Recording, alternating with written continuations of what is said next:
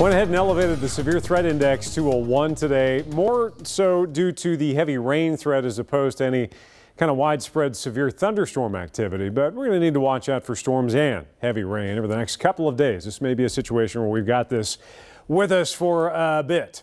Look at the rainfall already. Covington is well over an inch and a quarter over.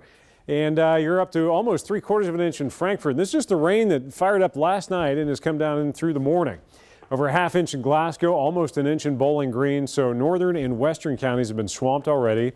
And we've had over 3/10 of an inch here in Lexington and Mount Sterling. And the Max Track is showing that it is working its way into eastern Kentucky. Some of the folks that have been on the lighter end of those totals so far are starting to get it. Moderate to at times heavy rain, some rumbles of thunder mixed in. Scattered showers continue back to the west. So welcome to the swamp.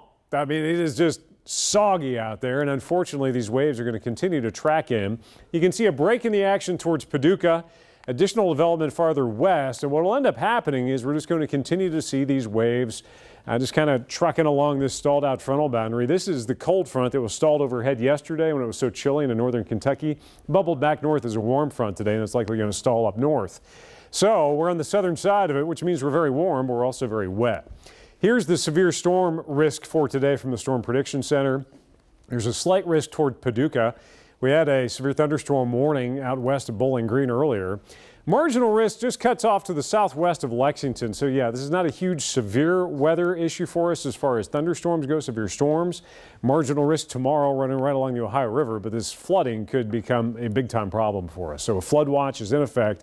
It is the entire Commonwealth. It goes through Friday morning. That ought to tell you something. We've got tonight, tomorrow, and then it'll finally wrap up Friday morning. So here's the batch I just showed you. The Future Track shows there will be breaks in the action, but then overnight into tomorrow, yet another wave building in, heavy rains farther south, and additional rounds of showers and thunder showers Thursday after a bit of a break.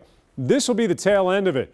By Thursday night, Friday morning, enough cold air coming in on the back of this, we may see a brief little wintry mix. Yeah, that's an indication of colder air on the move. We're still looking at anywhere between about a 2 to maybe 4-inch rainfall total on the high end. So get ready for that. And look at this, Arctic air just waiting in the wings, but we're separated by that warm front. And look at that, we're in the mid-60s in Lexington. It's 47 in Indy.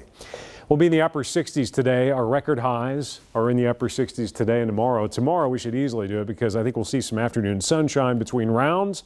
We could easily get into the low 70s. So we are incredibly warm for this time of the year. This is typically what we see in late April, early May as far as average highs go. 68 today, more showers and storms to track. Not a huge severe weather threat. We'll keep an eye on storms that develop this evening and overnight.